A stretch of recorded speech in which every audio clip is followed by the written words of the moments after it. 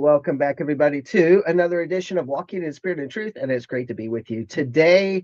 And I'm your host, John Craig, and I am the pastor along with my wife at Life of Worship Ministries here in Amarillo, Texas, and where we would love to have you join us.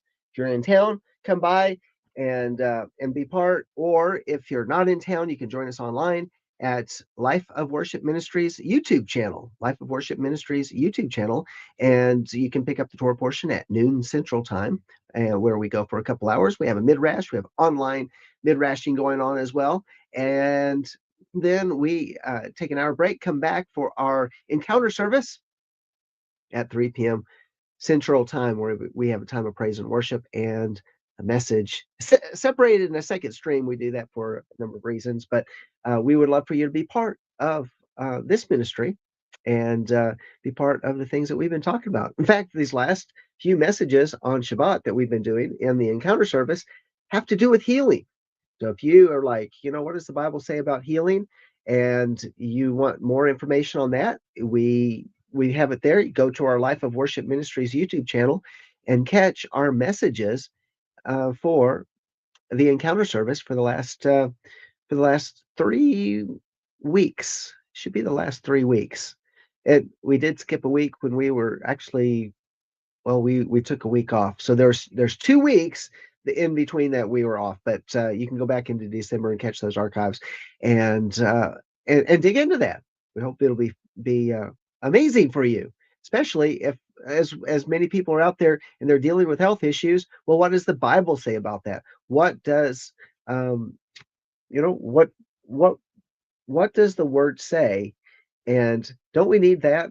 Because whose report shall we believe? We shall believe the report of Yahweh. So anyway, that's just a little tidbit of what's been going on here at Life of Worship, and we'd love for you to come join us. Also, if you'd like to partner with us financially at Life of Worship Ministries, you can go to our website at www.lifeofworshipamarillo.org. You can click on the donate tab, and from there, you're able to donate online. You can also just be a prayer partner with us.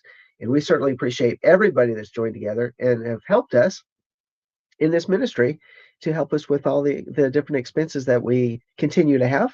And we'd love for you to be part. And give a shout out there on our website. You can also get our mailing address if you prefer to mail a love gift or a tithe or an offering or anything of the above. Or if you want to reach out, shout out, say hi. And our email address is there as well.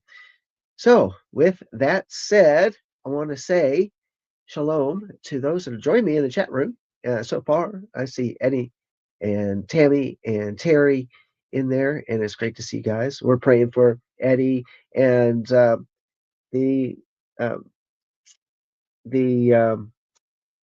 medical device that they were going to be implanting on Friday. Yeah, that's coming up. So peace and shalom to rest upon him as he prepares for that, and it'll be a good thing.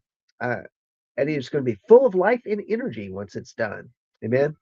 So, yes, Terry, the word tells us we're healed, and we need to know that because there's so many bad teachings out there that actually don't give any credence to the healing of Yahweh. And how does healing come?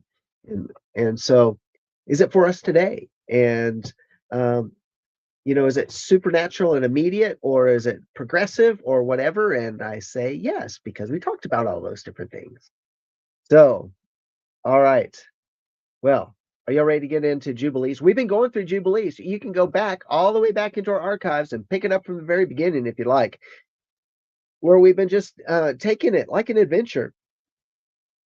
And like any other type of adventure, what do? One step at a time. And I think we had ventured all the way to chapter 14. I appreciate you all sticking with us, coming back today, because I know we were out last week. It was unavoidable, and but we're back this week. We'll be, y'all willing, we'll be back next week as well. The following week, so mark your calendars. We'll have an archive in there, and that will be the February the 3rd. Y'all be praying about this because my mother's going to be having some major surgery done. She's 85, and my wife and I are going to go to Houston to spend some time with her prior to the surgery and to be there during the surgery. So, uh, so so please be praying for us. We make that trip down to Houston, and be praying for my mother. She that she's strong and her body is able to endure what needs to be done. That it's a huge quality of life issue. We don't even have a choice on it. So here it is, scheduled in February. So that'll be coming up, and so that'll be in a couple weeks, and we'll keep you posted from there as to what's going on. All right. So Jubilees, chapter 14. It's a good evening, isn't it? And by the way, in our forecast coming up for Friday and Saturday, did you know it's supposed to snow? It's supposed to snow. We had snow on Shabbat. So it looks like we might have snow on Shabbat as well. Isn't that something? It's amazing that it'd be snowing in the wintertime. We haven't had a lot of snow this year, but yeah, that's coming up, and so it's gonna be cold. Got another cold weekend up ahead of us. Oh, one other thing, just an update for everybody, is that the closing on Sandy's mother's house did not happen today. It was supposed to happen today, but the inspector chose not to go back and reinspect yesterday.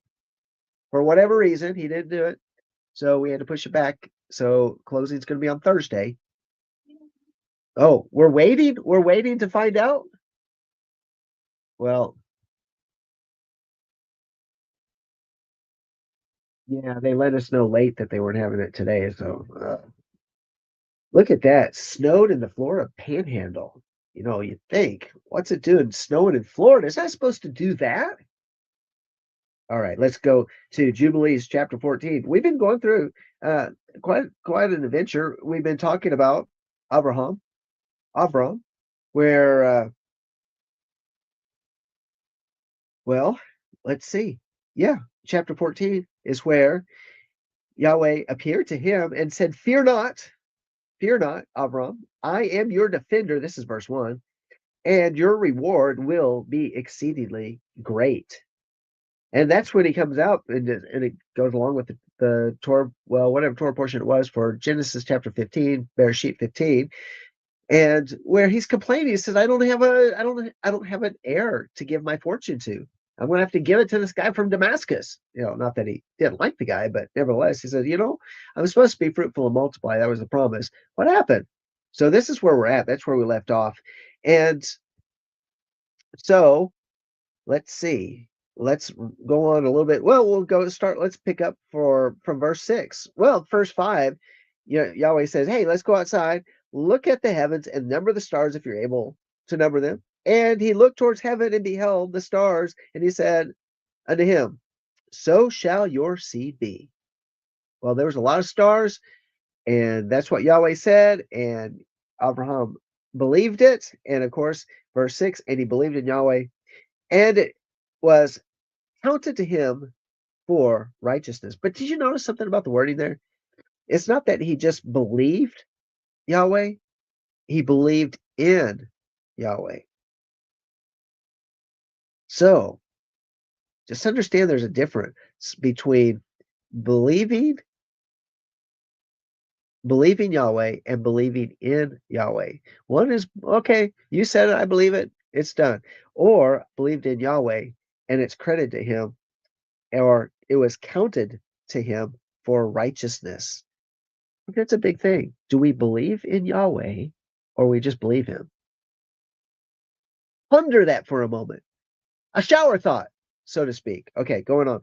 "And he said unto him, I am Yahweh, that brought you out of Ur of the Chaldees, to give you the land of the Kenaiim, to possess it forever. And I will be Elohim unto you and to your seed forever." And he said, "Yahweh, Yahweh, Yahweh, Yahweh, whereby shall I know that I shall inherit it?" And he said unto him, "Take me a heifer of 3 years, and a goat of 3 years, and a sheep of 3 years, and a turtle dove, and a pigeon." And he took all these in the middle of the month. And he dwelt in the oak of Mamre, which is near Hebron. Yeah. So, okay, so think about that. That's where we were. That's where we left off last time.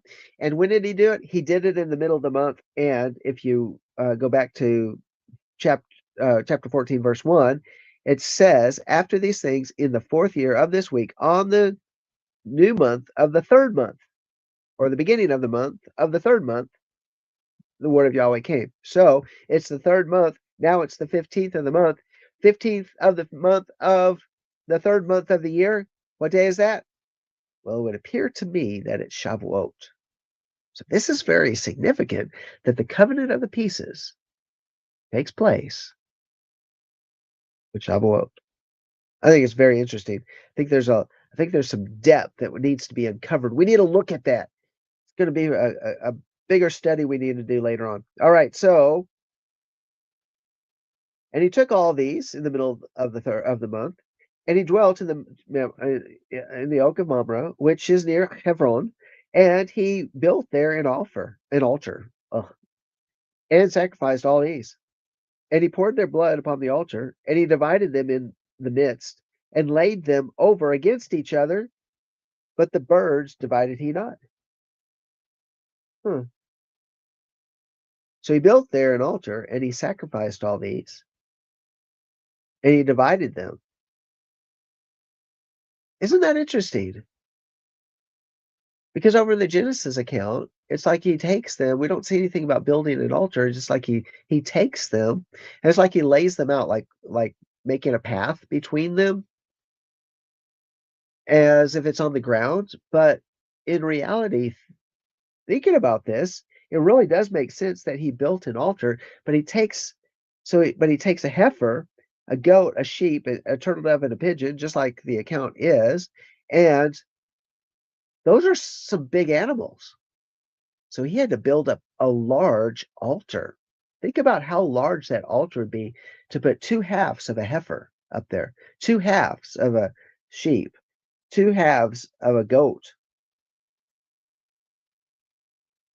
And they would I would think that they would be as if, where you could, put them together and they form one. It's not like they're angled or anywhere, but they'd be divided there on the altar.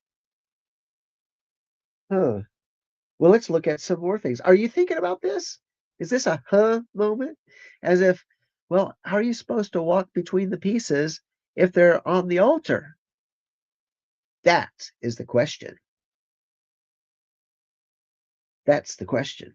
Okay, verse 11. And he built there an altar and sacrificed. Okay, we read that. And uh, verse 12. And birds came down upon the pieces, and Avram drove them away and did not suffer the birds to touch them. And it came to pass that when the sun had set, that an ecstasy fell upon Avram. And lo, a horror of great darkness fell upon him. And it was said unto Avram, Know of a surety that your seed shall be a stranger in a land that is not theirs, and they shall bring them into bondage and afflict them 400 years. And the nation also to whom they will be in bondage will I judge, and after that shall they come forth thence with much substance. And you shall go to your fathers in peace and be buried in a good old age.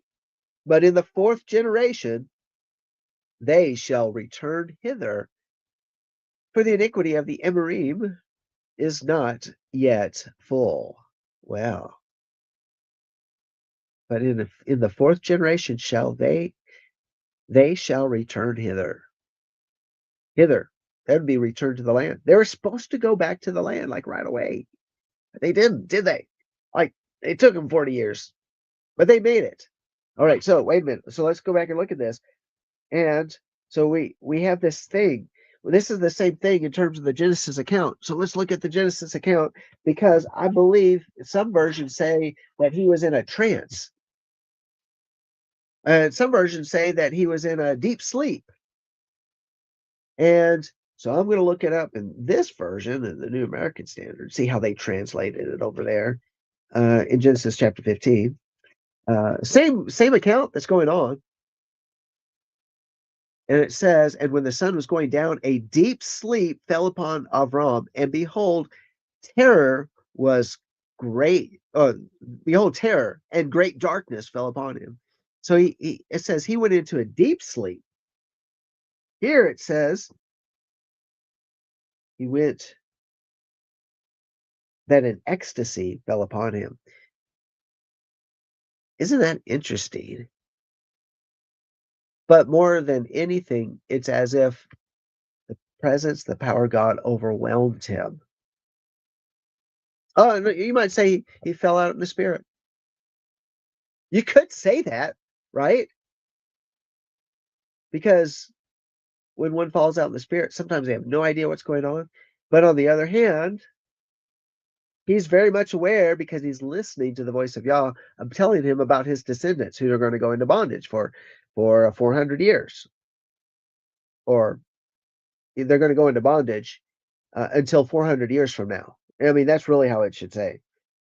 Okay, because that's very interesting to me. Let's go pick it up over to verse 17. And he awoke from his sleep, and he arose, and the sun had set, and there was a flame, and behold, a furnace was smoking, and a flame of fire passed between the pieces.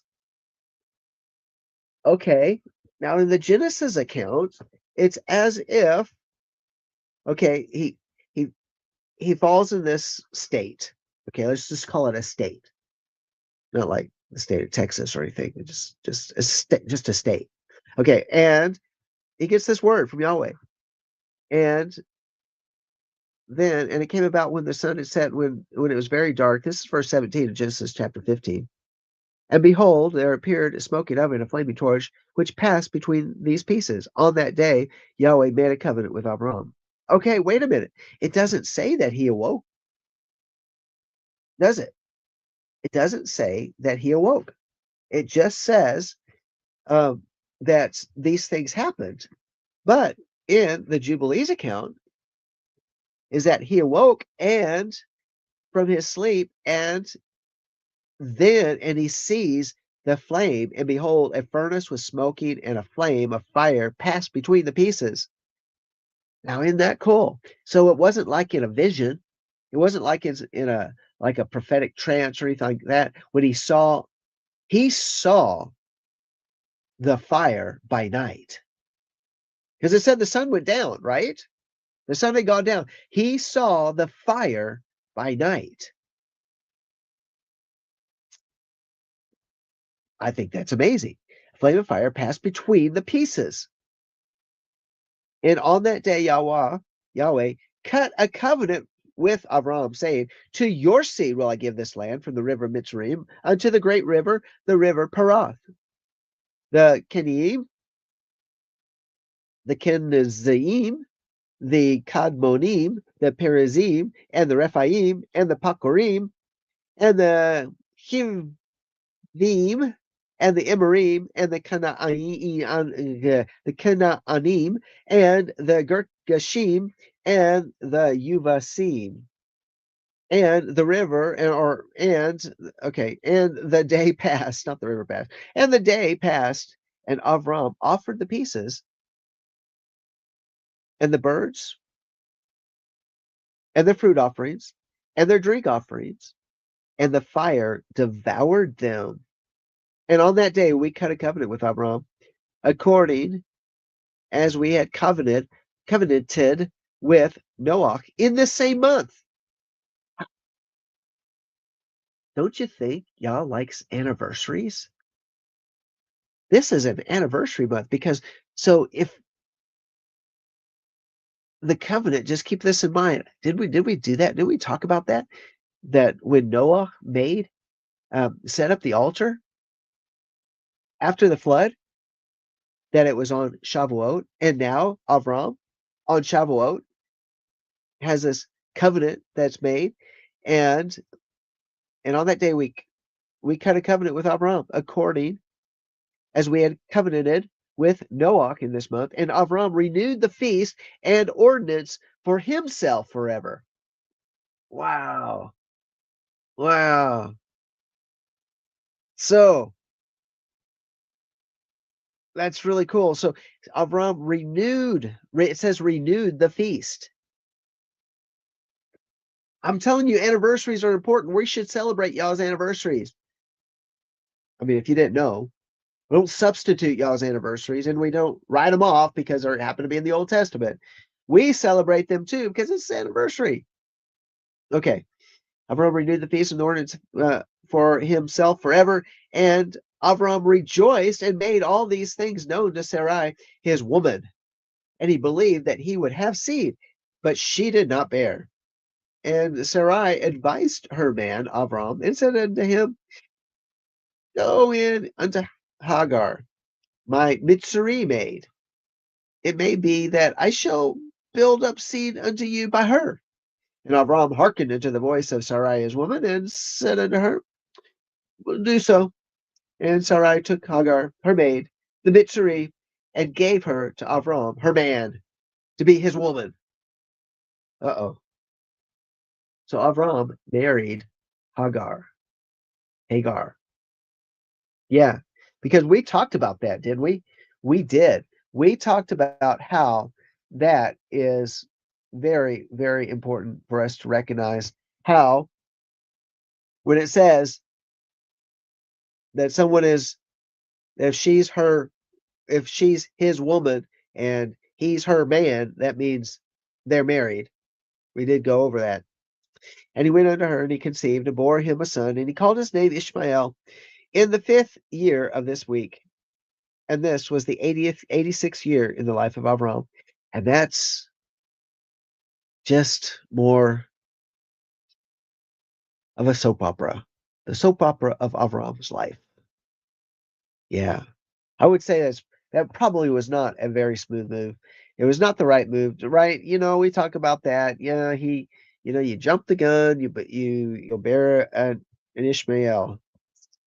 And what happens when you get Ishmael? Then you get 2026 and all sorts of stuff. All right. But nevertheless, in chapter 15, verse 1, and in the 5th year of the 4th week of this Jubilee, in the 3rd month, in the middle of the month. Wait a minute.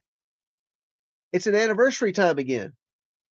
Avram celebrated the feast of the first fruits of the grain harvest, and he offered new offerings on the altar, the first fruits of the produce unto Yahweh, a heifer and a goat and a sheep on the altar as a burnt offering, a burnt sacrifice unto Yahweh. Their fruit offerings and their drink offerings he offered upon the altar with frankincense. Yeah, and Yahweh appeared to Avram and said unto him, because it was an anniversary, he says, I like it when you recognize it's my special day and I get to be with you. Or you get to be with me because you chose to be with me because it's my special day. All right, verse 4, I am El Shaddai. Walk before me and be perfect. And I will make my covenant between me and you, and I will multiply you exceedingly. Well, we see some time that's gone by, isn't it? And Avram fell on his face, and Elohim talked with him and said, behold, my ordinance is with you, and you shall be the father of many nations. Neither shall your name any more be called Avram, but your name from henceforth, even forever, shall be Avraham. For the father of many nations have I made you, and I will make you very great, and I will make you into nations, and kings shall come forth from you, and I shall establish my covenant between me and you and your seed after you throughout their generations for an eternal covenant, so that I may be an Elohim unto you and to your seed after you, and unto the land where you have been a sojourner, the land of Canaan, that you may possess it forever, and I will be their Elohim. Because the Canaanites are squatters. That's exactly right. And Yahweh said unto Avram, and as for you, do you guard my covenant, and you and your seed after you, and circumcise ye every male among you, and circumcise your foreskins, that it shall be a sign of an eternal covenant between me and you. And the child on the 8th day, he shall circumcise ye, not he. You, Abram, shall circumcise every male throughout your generations, him that is born in the house, or whom you've bought with money from any stranger whom you have acquired, who is not of your seed. So, yep, all the newborn baby boys, 8 days old. Why? Because it's the best day to do it. Just that's what they say in terms of that's the best day for the coagulation of the blood, all that. There's something medically proven that that's the best day for circumcision. And those whom you have bought with money shall be circumcised, and my covenant shall be in your flesh for an eternal ordinance. And the uncircumcised male, who is not circumcised in the flesh of his foreskin on the 8th day, that soul shall be cut off from his people, for he has broken my covenant. Oftentimes when we think about that, then why did it go so long out there in the wilderness, right?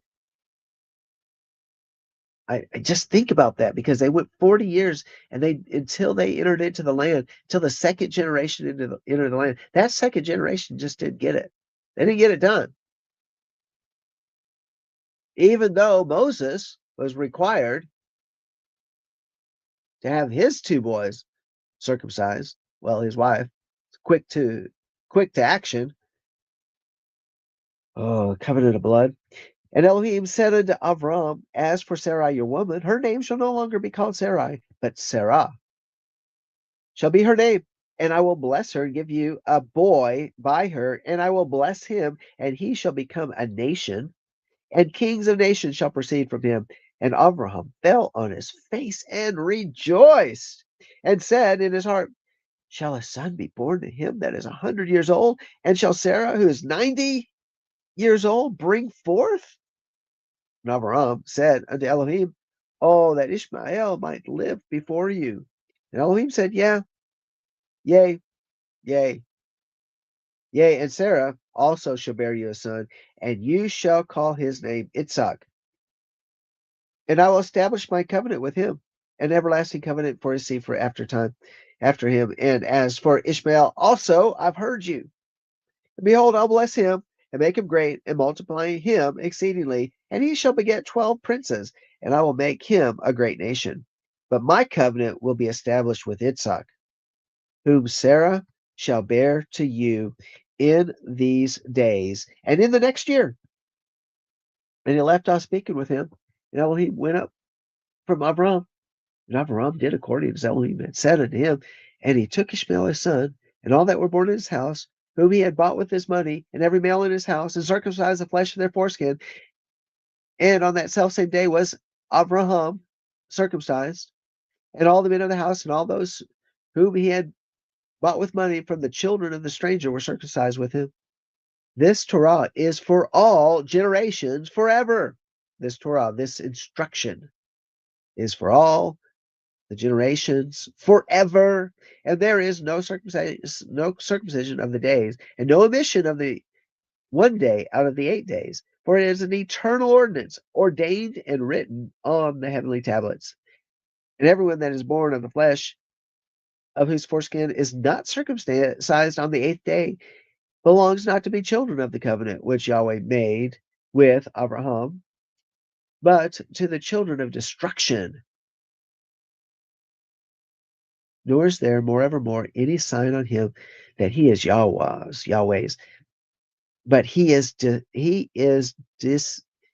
destined to be destroyed and slain from the earth and be rooted out of the earth, for he has broken the covenant of Yahweh Eloheinu.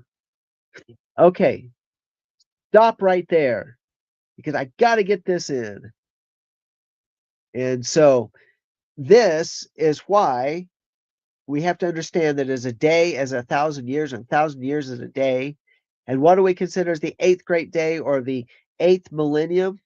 Well, when we go back and we look in the book of Revelation, what happens in the new millennium, in the 8th millennium? So this is after the seventh day, the millennial reign of Messiah, is then we get 1,000 years of Messiah on the earth.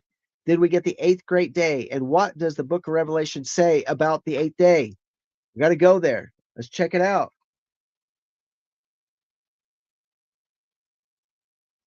It says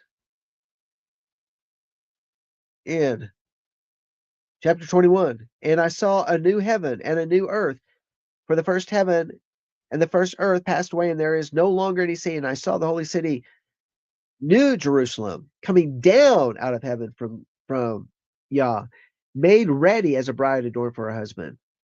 Okay, when does this all happen? It happens at the end of 7,000 years, in the beginning of the eighth millennium. And when that eighth millennium, it says, verse 7, he who overcomes shall inherit these things, and I will be his Elohim. I will be his God. I'll be his Yah, and he will be my son. But for the cowardly and unbelieving and abominable and murderers and immoral persons and sorcerers and idolaters and all liars, their part will be in the lake of fire, that lake that burns with fire and brimstone, which is the second death. Okay. All right. So then we see this and we see that. In other words, when there's a new heaven and a new earth, those that are not circumcised on the eighth day are cut off forever. The purpose. Why do we get all of these different eights? All the different eights within scripture. It tells us something is coming, something's in the future. It's a new beginning. It's the start of the new era. It's the start when this world ends, the new world begins. It's after Hasatan is thrown into the lake of fire and brimstone, where the beast and the false prophet are also, and they're tormented day and night forever and ever, right? Okay, this is all the whole point. Abraham gets circumcised on the eighth. Well, every newborn baby so goes through 7 millennium or 7 days, 8 days, 1,000 years a day, and on the eighth day, the beginning of the eighth millennium, if they're not circumcised, they are cut off forever. Let that just sink in. We're getting closer and closer to that day. Well, we got 1,000 years more to go, but we're getting closer and closer to that. And you say, well, is this a physical circumcision? Well, I'm going to tell you this, that anybody that is without Yeshua is considered to be uncircumcised, right? So, because what we're looking at is that it's about the circumcision of the heart. It's a difference. Circumcision of the heart. All right, let's get back. Let's get back to our journey, because that's what it is. We're on a journey.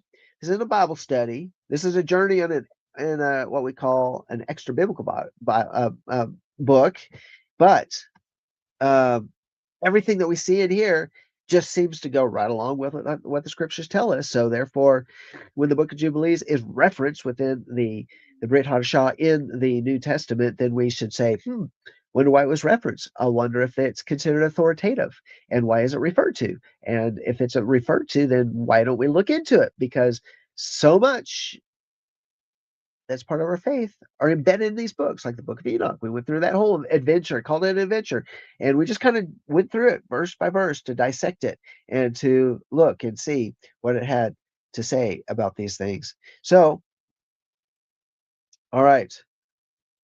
What an adventure. Where did I leave off? Verse 21, I did that one. Okay. And they went through all the circumcision. The verse 25, this Torah is for all generations. We read that. You need to mark that. Yeah. And no omission of one day out of the 8 days, for it is an eternal ordinance ordained and written in the heavenly tablets. Remember, this is a message that's been given to Moses. He's up on the mountain, and Jubilees is being given to him. So this is quite a reveal. Moses is getting this download as to what happened in the past. It's as if Says it's like he's watching the movie of life, but from the first hand, um, the first person of Yahweh speaking to him about it. I like that. All right, here we go. Let's look at it a little bit further. And everyone that is born, the flesh of his foreskin is not circumcised on the eighth day, belongs not belongs not to the children of the covenant which Yahweh made with Aram, but to the children of destruction, the eighth day, the lake of fire. All right, that's essentially what it says. We just read it over in the book of Revelation. All right. So, nor is there, moreover, any sign on him that he is Yahweh's, but he is destined to be destroyed. Ooh. No, nor is there, moreover, any sign on him that he is Yahweh. Well, then who does he belong to? Yeah, destruction. But he is destined to be destroyed and slain from the earth and to be rooted out of the earth. Man, I mean, if you can't say you're to be destroyed from the earth in more than one way, when it says it in multiple ways, I think Yahweh really means it. Children of destructions, slain from the earth, destroyed and slain from the earth, rooted out of the earth. Uh, yeah, for he's broken the covenant Yahweh Eloheinu. I mean, it's a choice. Really, it is a choice. Choose you this day whom you'll serve. As for me and my house, we shall serve the Lord. We shall serve Yahweh. For all the angels of the presence and all the angels of sanctification. We went through that in the book of Enoch, if you remember. Well, who the angels of the presence and the angels of sanctification are, so to have been so created from the day of their creation and before the angels of the presence and the angels of sanctifications, he was sanctified. He has sanctified Israel before. Do you see that? Before, from the day of their creation and before the angels of the presence and the angels of the sanctification, he was sanctified, or he has sanctified Israel. It seems that he had already designated Israel prior to even the creation of the angels. Isn't that something? Part of Yah's master plan, mapped out in the heavenlies, where he goes up and he tells Abraham, I want you to go up there and I want you to look at the sky and look at all the stars, because you're going to see the outline of what shall we say, all the stars within the 12 different constellations. Each constellation fits with a particular month of the year, and each constellation is going to be designated for each of the 12 sons of Jacob, who is also Israel. And Abraham would look up there and say, wow, there's my sons. They're all identified up there. They all have meaning. That they should be with him and with his holy angels. So wait a minute. Whoa. And so before the angel of presence and the angel of sanctification, he has sanctified Israel that they should be with him and with his holy angels. So that's pretty cool. Like one big family, one big happy family joined together. And do you command the children of Israel and let them observe the sign of this covenant for their generations as an eternal ordinance, and they will not be rooted out of the land? It's not only that they're going to be there's destruction, but they won't be rooted out of the land if they hold to these covenant promises. But you think about what happened to the northern kingdom, and they were taken out of the land. They were rooted out of the land, and the same thing with the southern kingdom, Judah. They were rooted out of the land. So it makes me think: were they still being circumcised? Did they start avoiding and not renewing the covenant, making sure the boys were circumcised? For the command is ordained for a covenant, and they should observe it forever among all the children of Israel, for Ishmael and his sons and his brothers and Esau. Why is he talking about Esau? Esau's not even born. Huh. Yahweh did not cause. Oh, wait. For Ishmael and his sons, and his brothers and Esau, Yahweh did not cause to approach him, and he chose them not because they are the children of Abraham, because he knew them, but he chose Israel to be his people. And he sanctified it and gathered it from amongst the children of men. For there are many nations and many peoples, and all are his, and over all has he placed Ruachot, or spirits, in authority to lead them astray from him. Oh. Huh. Okay. Yeah, because if you are not of Abraham, then what happens? It says that he's assigned, that he placed Ruachot, spirits, in authority to lead them astray from him. Well, that doesn't seem fair, does it?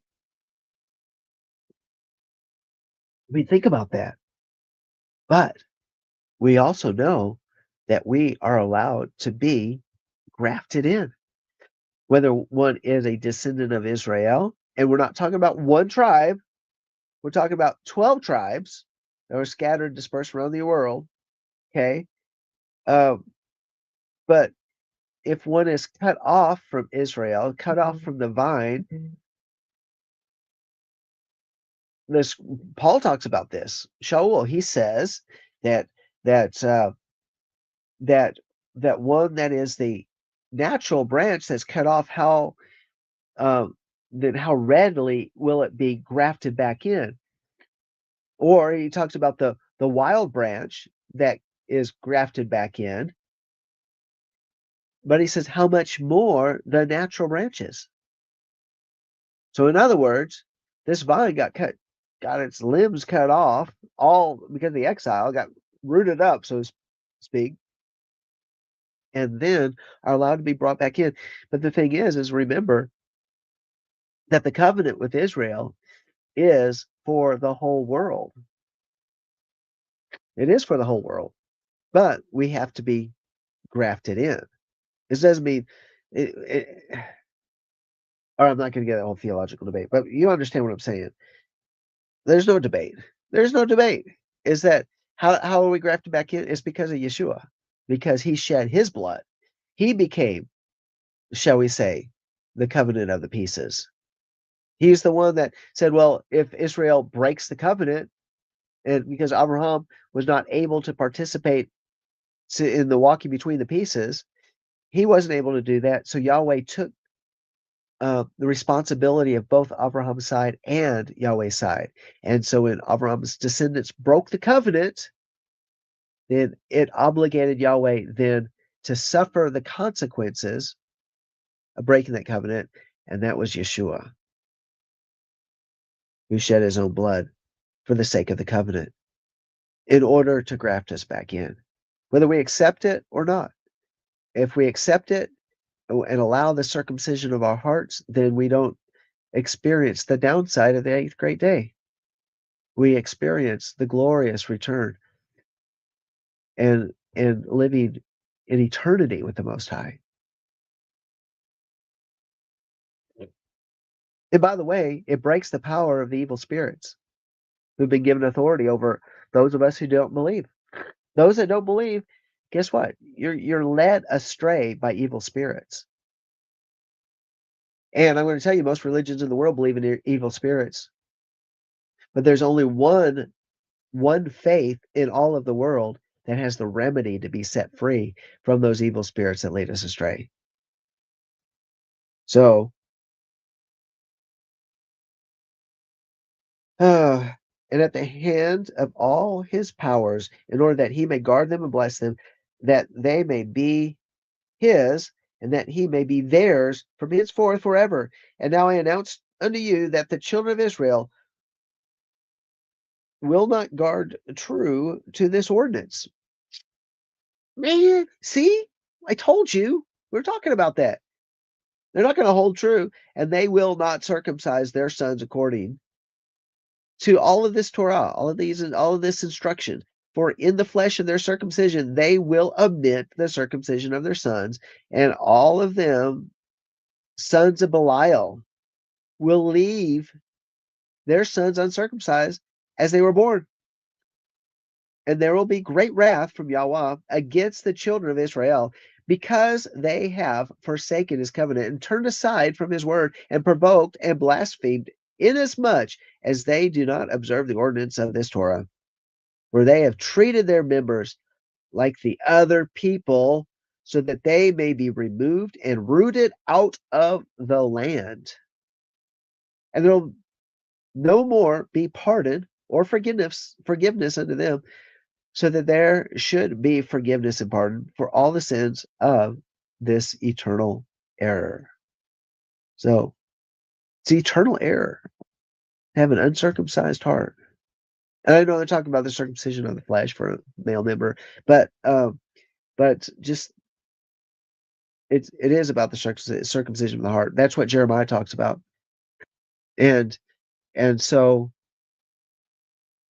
it, really that goes along with that stony heart. Chapter 16. Hey, we're moving right along. We got through a whole chapter in the last part of 14. So, and we still have time to jump into 16. So, verse 1. And on the beginning of the month of the 4th month, he appeared unto Abraham at the oak of Mamre, and he talked with him, and he announced to him that a son would be given to him by Sarah, his woman. And Sarah laughed, for she heard that he had spoken these words with Abraham. And he admonished her, and she became afraid and denied that she had laughed on account of the words. And we told her the name of her son.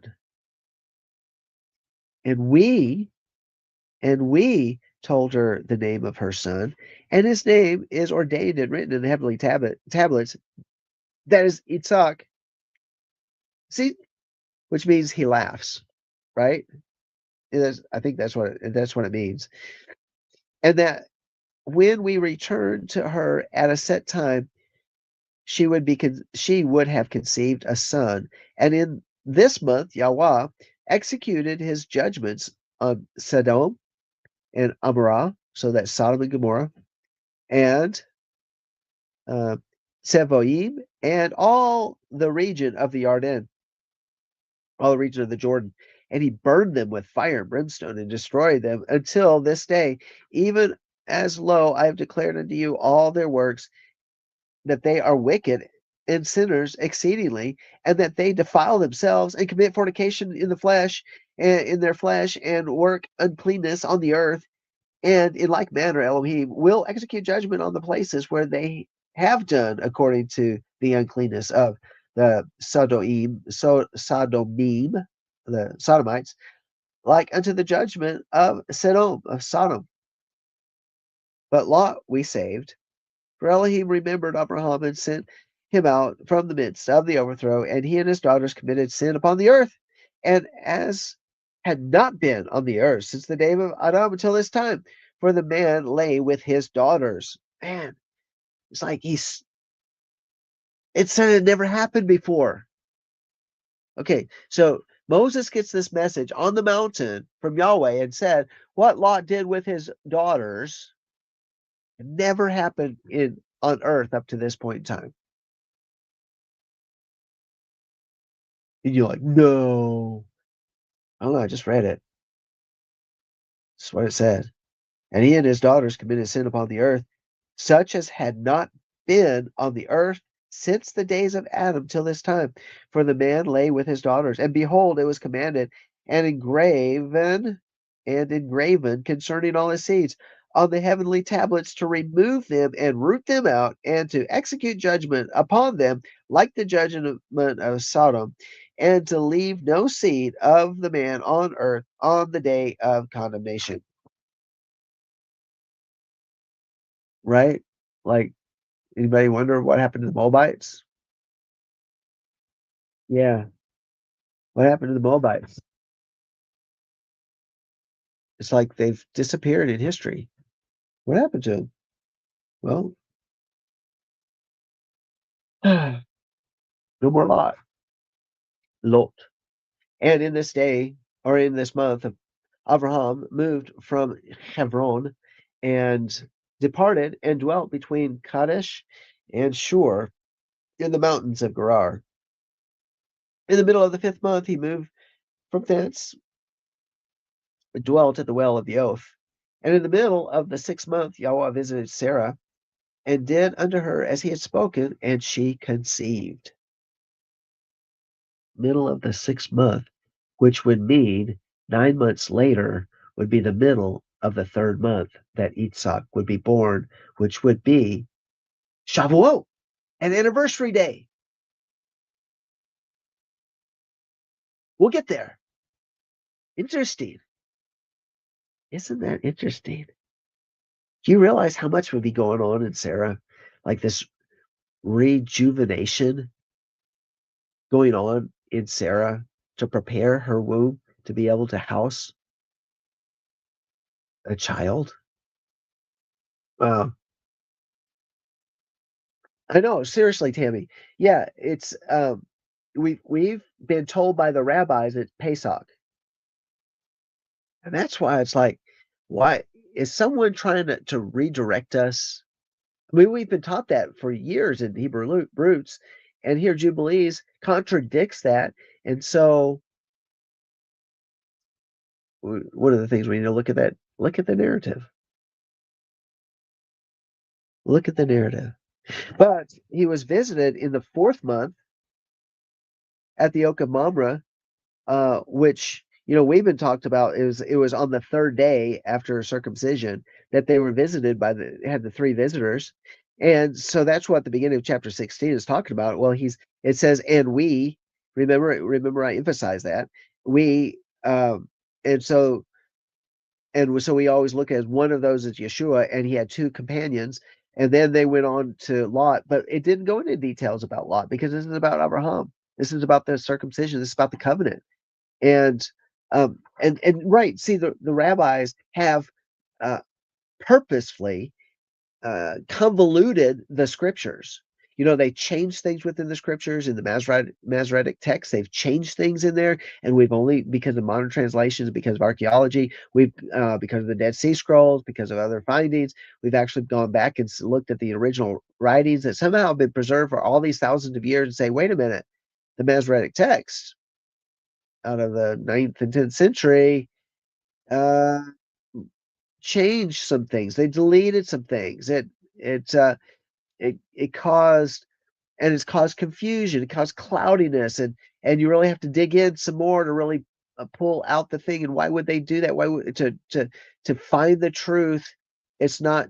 So you have to realize that the scripture is very clear. Isn't it amazing that the Ruach HaKodesh, the Holy Spirit, can still speak to us in spite of the convoluted text from the the Masoretes that our English translations come from? But nevertheless, when we can back check it with, even from these what we call extra biblical books and the apocryphal books, we can look at it and say, wait a minute, we can see, did something get changed? That's why the Greek Septuagint, the Greek version of the Old Testament, is oftentimes worthy to go back and to study, because the Greek translated directly from the Hebrew, and if you know which Greek words correspond with particular Hebrew words, then you can actually find out exactly what the text means as well. And then you can find out that the Masoretic text, that was, how many centuries later, when it was written down, that they purposely changed it, but it was preserved in the Greek. See, Yahweh always has a backup plan. Isn't it amazing? And yet he'll still cause a discovery like 1948 when the Dead Sea Scrolls were found, and an amazing discovery to know that there's more to the story. In the middle of the verse 11, in the middle of the 5th month, he moved from thence and dwelt at the well of the oath. And in the middle of the 6th month, Yahweh visited Sarah and did unto her as he had spoken, and she conceived, and she bore a son. When did she do it? In the 3rd month and in the middle of the month. at the time in which Yahweh had spoken to Abraham on the feast of the first fruits of the harvest, which is Shavuot, Yitzhak was born. And Abraham circumcised his son on the 8th day, and it says he was the first that was circumcised according to the covenant, which is ordained forever. And in the 6th year of the 4th week, we came to Abraham, to the well of the oath. And we appeared unto him, as we had told Sarah, that we should return to her, and she would have conceived a son. And we returned in the 7th month, and found Sarah with child before us, and we blessed him. And we announced to him all the things which had been decreed concerning him, and that he should not die until he had beget 6 sons more. And he had beget 6 sons more, and should see them before he died. All right, now we got to look at some things, because he only had 2 sons. So how would you number 6 sons before he died, that he saw before he died? How does that fit? There's more. There's got to be more. What's Jubilees telling us? Not that I'm looking for contradictions, but I'm trying to look at, well, maybe there's some things of the picture, this big puzzle that we've missed. We haven't even recognized there's missing pieces. The other 6 were with Keturah. But that was Abraham, not Yitzhak. Then in Yitzhak should his name and seed be called? Well, we're out of time. There's more to find out about this story, and I can't wait till we get back together next time to see how it unfolds. But I hope you enjoyed the journey like I did today, because I got to think about some things like I hadn't thought about before. Like the altar. Isn't that something? The altar that Abraham built an altar and laid the pieces out. Well, it would make sense. I mean, that's where you would torch the sacrifice. But nevertheless, that's something else. We'll see you next time. This is John Craig. Shalom for Walking Spirit and Truth.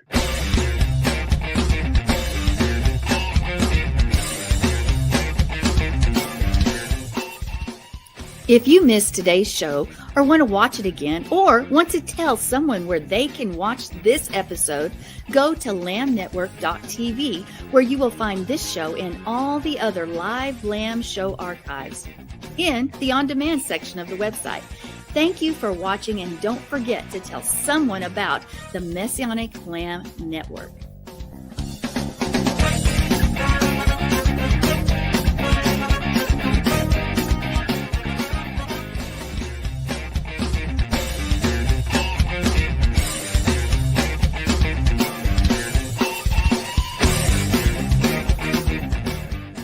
We are richly blessed to bring you what we believe is the fullest, most diverse, yet up-to-date progressive teachings, discussions, and prayer programming you can find anywhere on this planet.